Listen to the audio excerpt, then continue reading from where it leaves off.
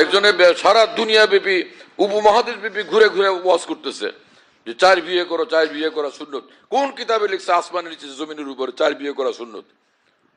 মৌলভী সাহেব তুমি দেখাও আমাদেরকে কোন কিতাবের ভিতরে লেখা আছে 4 বিয়ে করা সুন্নত, 2 বিয়ে করা সুন্নত? কোন কিতাব? সে কিতাবের নাম বলো ভাই। আছে কোন কিতাবের ভিতরে এই কথা লেখা যে 4 বিয়ে করা সুন্নত, উম্মতের 4 বিয়ে করতে হবে, এই সুন্নতকে চিন্তা করতে হবে? কোথার থেকে তুমি পাইছো এই কথা? সারা দুনিয়া ব্যাপী এটা প্রচার করতেছ, স্টেজে স্টেজে গলাবাজি করতেছ। অথচ কোরআন শরীফে মহান রব্বুল আলামিন বলছেন যে তোমরা যে তোমরা 4টা বিয়ে করতে পারো, কিন্তু যদি তুমি পূর্ণ ইনসাফ কায়েম রাখতে না পারো ফাওয়াহিদাতান, তাহলে একজনকে নিয়ে তোমাকে থাকতে হবে। হাকিমুল উম্মত মাওলানা আশরাফ আলী থানভীর থেকে তোমার এলেম কালাম বেশি হয়ে গেছে। মাওলানা থানভীরও রেফারেন্স দিয়ে ভুল প্রচার করতে থাকে। হযরত থানভী এক জায়গায় না বারবার বলছেন, আমি বলি তোমাদেরকে এই জমানাতে 1 বিয়ে করো, কারণ একাধিক বিয়ে করতে গেলে ঝামেলার মধ্যে পড়ে যাবা। তুমি সেই মুসলমান না যে তুমি পূর্ণ ইনসাফ করতে পারো। ঝগড়া ফাসাদ লাগাইয়া দিবা, জুলুম করতে থাকবা, একজনের হক নষ্ট করবা, তাই না? ঘরকে জাহান্নাম বানায় বসে থাকে। এই কথা তো হাকিমুল উম্মত মাওলানা থানভী বলছেন। আমার নিজের চোখে হযরতের কিতাবে এক জায়গায় না বারবার দেখছি আমি। আর এক কিতাবের রেফারেন্স আমি দিয়েই দিই, যাতে যে কোনো আলেম মানুষ দেখতে পারে। ইসলাহ ইনকিলাবি উম্মত, তার মধ্যে দেখো হাকিমুল উম্মত মাওলানা থানভী 2 বিয়ে করছিলেন বটে, কিন্তু প্রথম বিবির যে এত প্রচন্ড প্রেশার পেরেশানি, যে এত মারাত্মক অবস্থা তৈরি হয়েছিল যে বসো তুমি, যে হযরত হাকিমুল উম্মত থানভী নিজের ঘর সামলানো কঠিন হয়ে গেছে। যে দিন রাত মানে ঘরের ভিতরে ফেতনা, ভয়ঙ্কর পেরেশানি, এত পেরেশানি যে কোনোভাবে দিনের খেদমত সুস্থভাবে করার রাস্তা এটা নিষ্কণ্টক থাকে নাই। পরে হযরত হাকিমুল উম্মত থানভী দ্বিতীয় বিবিকে তালাক দেওয়ার জন্য প্রস্তুত হয়ে গেছেন, যে আমি এরকম আগুনের মধ্যে কয়দিন থাকবো। ওই ওদেরকে বুঝে শুনে তালাক দিয়ে দিবেন, বিদায় করে দিবেন। তখন আবার প্রথম বিবি বলে কেন তালাক দিবে, তাকে বিয়ে করছে আবার তালাক দিবে কিসের জন্য? কি যন্ত্রণা। পরে হযরত তাকে নিয়ে দুজনকে নিয়ে থাকছেন। হযরত হাকিমুল উম্মত থানভী ঘরে যাইতেন, আর ঘরের মধ্যে যত পেরেশানি হইতো দুনো বিবির মধ্যে, খানকে এসে পরে বলতেন যে এই পেরেশানি আজকে ঘরের মধ্যে, এই পেরেশানি আজকে ঘরের মধ্যে, যে আমি অসুস্থ হয়ে যেতেছি। এরপর হযরত থানভী বলতেন যে তোমরা কিন্তু সাবধান হও, আমি বিপদে পড়ে গেছি, এরকম জানলে তো আমি বিপদে পা দিতাম না। বড় লোকেরা হযরত থানভীকে বলতো আপনার সব কর্মকাণ্ডের অনুসরণ করে আপনার অনুসারী উলামায়ে কেরাম, আপনার খলিফারা এবং সারা বিশ্বের মুসলমানরা যারা আপনাকে শ্রদ্ধা করে, বিশ্বাস করে। তা আপনি 2 বিয়ে করছেন, সবাই তো 2 বিয়ে করবে, যে এই মুজাদ্দিদের অনুসরণে আমরাও করি। হাকিমুল উম্মত থানভী বললেন যে না না, আমার দিকে 2 বিয়ে করবে না, বরং 1 বিয়ে করার অটল সিদ্ধান্ত নিবে। বলে কি কেন? কারণ সে যে আমি যে দিন রাতে বিপদে আছি এটা তো তোমাদেরকে বলতেছি। আর যেখানে খানকার মধ্যে একদম পাল্লা ঝুলানো ছিল, দাড়ি পাল্লা ঝুলানো ছিল, যা হাদিয়া তোফা আসতেই থাকতো প্রতিদিন, দিন রাত হাদিয়া আসে। তো যাই আসতো সে গুড় আসলো, মিষ্টি আসলো, 2 পাল্লায় উঠাও, 2 পাল্লায় উঠাও। এবং হযরত থানভী বলতেন যে আমি মাপবো না, যে হাদিয়া নিয়ে আসবে সে মাইপে দিবে সবসময়। এটাও আমি দেখছি কয়েকদিন আগে এটাও পাইছি, যে আমি নিজে মাপবো না, তুমি মাইপে দিবা ঠিক মতো, ইনসাফ বলা, কে আমাদের ধরা পড়লো তুমি ধরা পড়ো, পাল্লায় উঠাও। যে সে কি নিয়ে আসছে, ওটা আঙ্গুর। আরে শোনো তো আমার কাছে, আঙ্গুর, বেদানা, বাদাম, যে তুমি নিজে পাল্লায় উঠাও, পাল্লায় উঠে সমান সমান মাইপে দাও, যে 2 হযরত তাকায় থাকতে ঠিক হলো কিনা, কিন্তু ওই লোকের দায়িত্ব, সে মাইপে যে হযরত সমান সমান ভাগ করছে, আচ্ছা দাও আমার 2 বিবি ঘরে পাঠাও। দিন রাত, কারণ ইনসাফ করতে হবে। 1 দানা 1 বাদাম কম বেশি হলে তো বিপদ আছে, ইনসাফ হয় নাই। 1 বাদাম কম হয়েছে, 1 মুহূর্ত দূরের কথা, 1 বাদাম কম হলেও ঝামেলা, তাই না? এইরকম কঠিন ইনসাফের মধ্যে আমি এত শক্ত মজবুত ইনসাফ কেমনে করবো? আমি পারবো না ভাই, বিপদে পড়ে গেছি, বুঝি নেই আগে। এই ওই বেচারা এগুলো মাপজোপ করে দিলে, যাও এই 2 বাসায় দিয়ে আসো, এই বাসায় দাও সেই বাসায় দাও, দিন রাতই ঝামেলা। এরপরে একবার আসছে তরমুজ হাদিয়া আসছে 2টা। তো লোকেরা খুশি হয়েছে যে হযরত আজকে তো সহজ, 2টা 2 ঘরে দেওয়া যাবে, নাহলে খালি ভাগ করতে হয়, 2টা পাঠাইলে না না না, তরমুজের সাথে বেশ কম আছে। তরমুজের স্বাদে স্বাদে বেশ কম আছে। এক তরমুজের স্বাদ একরকম, আরেক তরমুজের স্বাদ একরকম। যদি এক ঘরের যেটা একটু কম স্বাদ সেটা বলো, আরেক ঘরেরটা ভালো স্বাদ, তাহলে তো ইনসাফ হলো না। তা কালকে আমার উপায় কি হবে? মহাবিপদ। কি করতে হবে তাহলে? যে তরমুজ দুটোটার কাটো, এইটারও কাটো সমান করে, এটারও কাটো, ফের এটার অর্ধেক আর ওইটার অর্ধেক বাসায় কাটো। এক পাল্লা এটার অর্ধেক উঠাও, আরেক ওইটারও অর্ধেক উঠাও। এইভাবে দুই পাল্লা আলাদা আলাদা দুটার ভাগ রাখো, রাইখা ফের সমান ভাগ করে ফের বাসায় পাঠাও। মুরিদরা দেখা বাপরে বাপ, এই মহাবিপদে পড়ার দরকার নাই, আমি একজনকে নিয়ে আল্লাহ আল্লাহ করে কবরে যাইতে বললো। হ্যাঁ, এক হুজুর বেচারা আলেম মানুষ বিয়ে করছে, তো সে ভালো আলেম বুজুর্গ মানুষ আল্লাহওয়ালা, তো ঢালকানগরে মহাবিপদ হয়ে গেছে। একই বিল্ডিং এ মৌলবীরা কয়েকজন ভাড়া থাকতো, ওই যে ঢালকানগর ওই মহল্লা আমি ছিলাম না ওইখানে। এখন জনাব ওই মহিলারা এখানের এই ঢালকানগরের যে উলামায়ে কেরাম, তারা বাসার বাসার মহিলারা নিত্য মিটিং করতেছে যে এক মৌলবী বিয়ে করছে, এইখানকার ঢালকানগরের মৌলবীদের বন্ধু লাগেছে, কাজে তো আমরা একসাথে হই, আন্দোলন করি, এদেরকে থামানো লাগবে। হারি বিপদ। আমার বিবি বেচারির রেখে কোন ফাঁকে তারা ওখানে নিয়ে গেছে। এখন দেখলাম যে বাসায় তো পরিস্থিতি ভালো না, গরম পরিস্থিতি চলতেছে দিন রাত। সবসময় আমি বললাম ব্যাপার কি, ক্রুদ্ধ পরিস্থিতি। বলে কি সব এগুলো চলতেছে, আপনাদের বন্ধু বান্ধবরা বিয়ে করছে, আপনারাও তো সেই পথে হাঁটবেন। ভাই তো সে বিয়ে করলো, একজন বকা শুনতেছে, আমি এটা কোন তরিকা?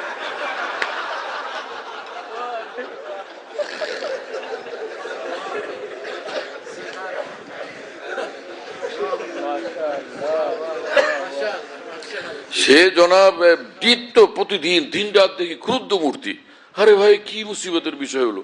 ওইখানে আমাদের ওই যে মুফতি জাফর সাহেবের শাশুড়ি এবং কি ওনার ওই নিষ্পত্তি বোনেরা ছিল, ওই বাসায় গিয়ে মহিলারা একত্রিত হইতো, ওখানে মিটিং করে, মানে সে এই তারা নতুন ভাবে আবার গরম হইতো। কি যে একটা পেরেশানির মধ্যে পড়লাম। যাই হোক, ওইদিকে যে মৌলানা সাহেব বিয়ে করছেন, তার আগের ঘরের স্ত্রী এবং ছেলে মেয়েদের সঙ্গে তুমুল ঝামেলা চলতেছিল, ভয়াবহ ঝামেলা। আর ওনার বিরুদ্ধে যত সব অপপ্রচার।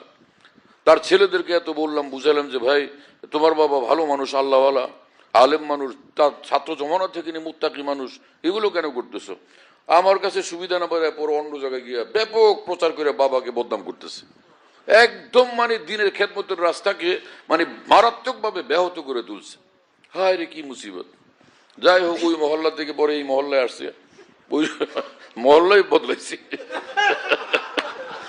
সেই মহল্লা থেকে ভাই ওই যে পুলিশের পোশাক যখন দিল না, নতুন পোশাক, এই গত সরকারের আমলে পোশাক দেওয়ার পরে তারা বললো যে পোশাক দেওয়া হয়েছে, আশা করি এখন আখলাক চরিত্র আরো উন্নত হবে নতুন পোশাকের বরকতে। তা আমি ভাবলাম যে তাহলে মহল্লা পাল্টাই। তো সেই মহল্লা থেকে এই মহল্লায় আসছি, এইখানেও ধমকাধমকি।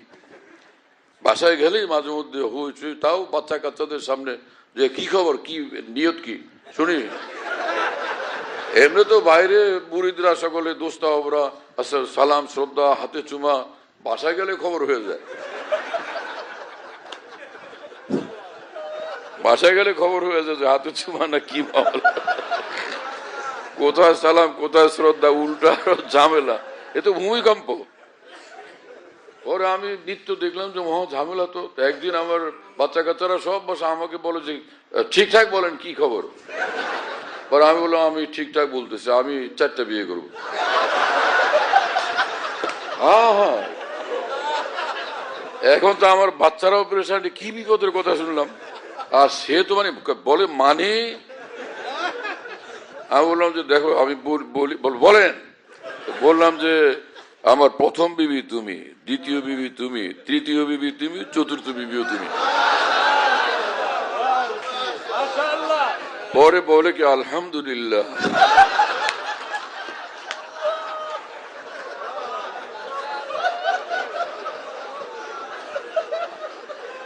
আল্লাহর যে এমন রহমত নাজিল হয়েছে, সেই থেকে আজ পর্যন্ত এই বিষয়ের কোনো কথা বলে নেই। এখন বলো কোন দিকে আরাম কোন দিকে শান্তি। এই আয়াতে পাকের ব্যাখ্যা তাম ফুকায়ে কেরাম লিখছেন যে পূর্ণ ইনসাফ যে করতে না পারবে, শুধু একজন নিয়ে থাকতে হবে। এই কথা প্রচার করতেছে কিছু মৌলবী সাহেব, পাকিস্তানেও করতেছে এগুলো। আমি যখন ওখানে এই বিষয়ের উপর কথা বলছি পাকিস্তানে, তখন ওখানে আমি বিশাল বড় মাজমা, অনেক বড় মজলিস, ওলামা এবং বড় বড় মানুষরা আসছে এই যে করাচির খানকাতে আমি যেখানে যাই। পরে আমি আইসা আমার রুমে ঢুকছি, রুমে আসলেই অন্তত 200-300 লোক আইসা আবার এইখানে ঢুকে ভিড় করতে থাকে। ওখানে আসছে এক লোক যে মানে সেনাবাহিনীর অনেক বড় কর্মকর্তা, মহব্বত করে আমি গেলে আসে, অনেক বড় উচ্চমানের অফিসার, উনি আসছেন। উনি অনেক ওই এলাকায় ভীষণ প্রভাবশালী। আমি তো আগে থেকে যাই, আমার সঙ্গে পরিচয় আছে, মহব্বত করে আইসে দেখি কান ধরে উঠে বসে। আমি এটা করতেছেন কি? তো তার শায়েখ হলেন ওই ফিরোজ মেমন সাহেব, যে শাহ ফিরোজ মেমন আমার সাথে মহব্বত রাখেন, আমার শাহেখের খলিফা, ওনার মুরিদ ওই অফিসার। আমি বললাম আপনার মুরিদ কি করতেছে? উনি হাসতেছেন। আমি বললাম কি হয়েছে? আমি 2 বিয়ে করার সিদ্ধান্ত নিয়েছিলাম, তা আমার শায়েখ আমার অনেক বুঝাইছেন, আমি ওনার কথা মানি নাই, কিন্তু আপনার কথায় আজকে বুঝে আসছে, এজন্য কানে ধরে তওবা করতেছে। এলেম নাই, কালাম নাই, সারা দুনিয়াতে ইমামে আজম হয়ে দাঁড়ায় যান। হ্যাঁ, কয়শো টাকা এলেম আছে, তুমি কোনো ভালো আলেমের সামনে বসো, তুমি বুখারী শরীফের ইবারত পড়ো, ফতোয়া স্বামীর ইবারত পড়ো, বুখারী শরীফের ইবারত পড়ো, ফতোয়া স্বামীর ইবারত পড়ো, ফাতুল বারি উমদাতুল কারীর ইবারত পড়ো, সেখানে তর্জমা করো বিজ্ঞ উলামাদের সামনে। ফের গিয়ে আমি ইসলামের ব্যাখ্যা শুরু করে এরকম স্বাধীনভাবে।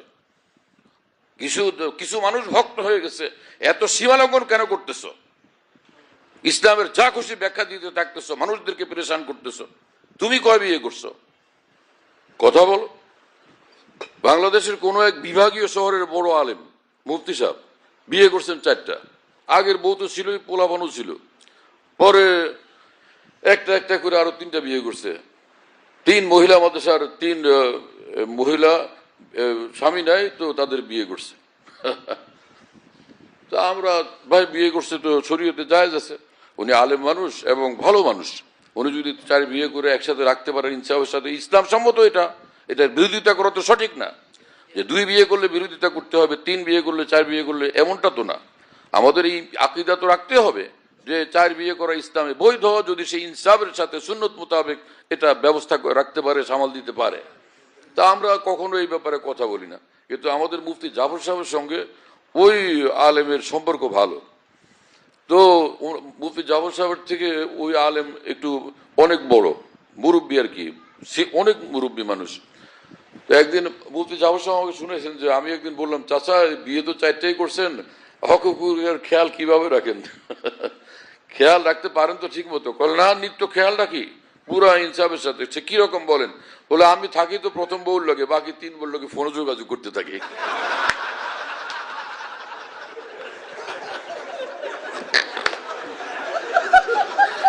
আমি জানি না, আমি মুফতি জাফর সাহেবের রেফারেন্স দিলাম, ওনার থেকে আমি শুনছি এটা। আল্লাহ তাআলা মাফ করে। সারা দুনিয়া ব্যাপী এই প্রচার করতেছে একদল লোক। হ্যাঁ, কি হলো এই সকল উলামাদের? একটাই এদের বিমারি, সেটা হলো আকাবির দ্বীনের কিতাবাদি দেখবে না, না হাদিসের কিতাব দেখবে, না তাফসিরের কিতাব দেখবে, না ফিকহের কিতাব দেখবে। কয়েকটা মন্ত্র শিখা তারা স্টেজে গিয়ে বক্তৃতা শুরু করে দেয় মানুষগুলো। আকাবির দ্বীনের কোনো পরোয়া করে না। এটাই দলিল যেগুলো জাহালতের কাজ, মূর্খতার কাজ। কোন আলেম মানুষেরই কাজ হইতে পারে না এত দায়িত্বহীনতা। তওবা করা উচিত এরকম সীমা লঙ্ঘন থেকে সকল মানুষদের। আল্লাহ তাআলা আমাদেরকে এবং সকল উলামায়ে দ্বীনকে আকাবির দ্বীনের পথে কবুল করেন। আকাবির দ্বীন থেকে আলাদা হয়ে গুমরাহির নেতা হওয়া থেকে আল্লাহ হেফাজত করেন। ও ইমামুদ দালালাতিন। হ্যাঁ, যে কয়েক শ্রেণীর মানুষের ভয়ঙ্কর আযাব হবে। একটা হলো যারা যেই কোন নবীকে হত্যা করছে, অথবা কোন নবী যাকে হত্যা করছে, অথবা গুমরাহের যে লিডার, মুমাসসিলুন মিনাল মুমাসসিলিন অফিরে ওয়াল মুস্তাবদিরুন, এবং যারা কোনো প্রাণীর ছবি তুলে, কোনো মানুষের ছবি তুলে ছবি বানায়, এদেরকেও কাল কিয়ামতে ভয়ঙ্কর আযাব দিবেন আল্লাহ তাআলা। আর সব দ্বীনি মাহফিলগুলোকে এখন ছবির আড্ডাখানা বানানো হয়েছে। কেউ কোরআন শরীফ মাথায় নিয়ে কসম করে বলুক স্টেজের মধ্যে, আল্লাহর কসম কোরআন শরীফে হাদিস শরীফের আলোকে আমি বলছি এই ছবি জায়েজ, বলুক কেউ। কিন্তু আমরা তো কোরআন শরীফ মাথায় নিয়ে বলবো আল্লাহর কসম নামাজ 5 ওয়াক্ত ফরজ, আল্লাহর কসম তাহাজ্জুদ এটা কামিয়াবির আমল, আল্লাহর কসম রোজা রাখা কামিয়াবির আমল, আল্লাহর কসম হজ করা, তওয়াফ করা, উমরা করা কামিয়াবির আমল, নূর ওয়াল আমল, ইসলামের আমল। হ্যাঁ, তুমি এরকম বড় আল্লাহর কসম যে ছবি তোলা ভিডিও তোলা এই কোরআন সুন্নাহর আলোকে ইসলাম সম্মত আমল, বলো কসম করে পারবে কেউ এরকম করতে? এরকম যদি না হয়, রাসূলুল্লাহ সাল্লাল্লাহু আলাইহি ওয়াসাল্লাম তো বলছেন যে দামা ইউরিবুক ইলা মা লা ইউরিবুক, যে খটকার রাস্তা তুমি পরিহার করো, যেটা একদম ইসলামের আমল ঠিকভাবে সঠিকভাবে সেটা ধরো, যেখানে খটকা সেটাকে পরিহার করে চলো। কেন এই আজকে ছবির জোয়ারে ভাসতে হবে আমাদেরকে? এই ছবির জোয়ার ছাড়া ইসলাম রক্ষা করা যাবে না, দিন রক্ষা করা যাবে না, তাহলে এই জোয়ারে কেন ভাসতে হবে আমাদেরকে? এগুলো হাদিস শরীফ এরকম কঠিন কথা আছে। আল্লাহ আমাদেরকে হেফাজত করেন। কারো পরোয়া করা চাই না, খালেস দিনের উপর চলা চাই এবং আকাবেরের রাস্তার উপরে অটল ভাবে চলা চাই। কোনো বিশাল মাজমা, কোনো হুঙ্কার, কোনো কিছুর পরোয়া করা চাই না। সবচেয়ে বড় শার্দুল সেই মানুষ যে হকের উপর অটল অবিচল থাকে। ভারত উপমহাদেশে যখন নানান রকমের দ্বিধা বিভক্তি ছিল, হাকিমুল উম্মত মাওলানা আশরাফ আলী থানভী রহমতুল্লাহ আলাইহি ইসলামের উপরে হকের উপরে অটল ভাবে কায়েম ছিলেন এবং কোটি কোটি মুসলমান এবং উলামায়ে দ্বীন তার সঙ্গে থাকছেন। হযরত যেটা ব্যাখ্যা দেন সেটাই আমরা মানব। মুজাদ্দিদ আলফে সানির জমানাতে এরকম গুমরা মৌলবীর দল পয়দা হয়ে গেছে, দরবারি মৌলবীর দল, স্বার্থবাদী মৌলবীর দল পয়দা হয়ে গেছে, নেতা তৈরি হয়ে গেছে মৌলবীদের মধ্যে, নিজের নেতৃত্বের আসন। এক মুজাদ্দিদ আলফে সানি এমন ভাবে দ্বীন আর হক নিয়ে দাঁড়াইছেন, আল্লাহ পাক তাকে কামিয়াব বানায় দিয়েছেন। কথা বুঝেন নাই? রাসূলুল্লাহ সাল্লাল্লাহু আলাইহি ওয়াসাল্লাম বলছেন কিয়ামত পর্যন্ত আমার উম্মতের মধ্যে একটা ছোট কাফেলা এরকম থাকবে, একটা কাফেলা থাকবে যারা সঠিক দ্বীনের উপর অটল অবিচল থাকবেন। তো আমাদের মুসলমানদের কর্তব্য হলো আমরা সেই আকাবের দ্বীনের পথে অটল অবিচল ভাবে চলি। আল্লাহ কবুল করেন। ওয়া আখিরু দাওয়ানা আলহামদুলিল্লাহি রাব্বিল আলামিন ওয়া সাল্লাল্লাহু আলা নবিয়্যিল কারীম।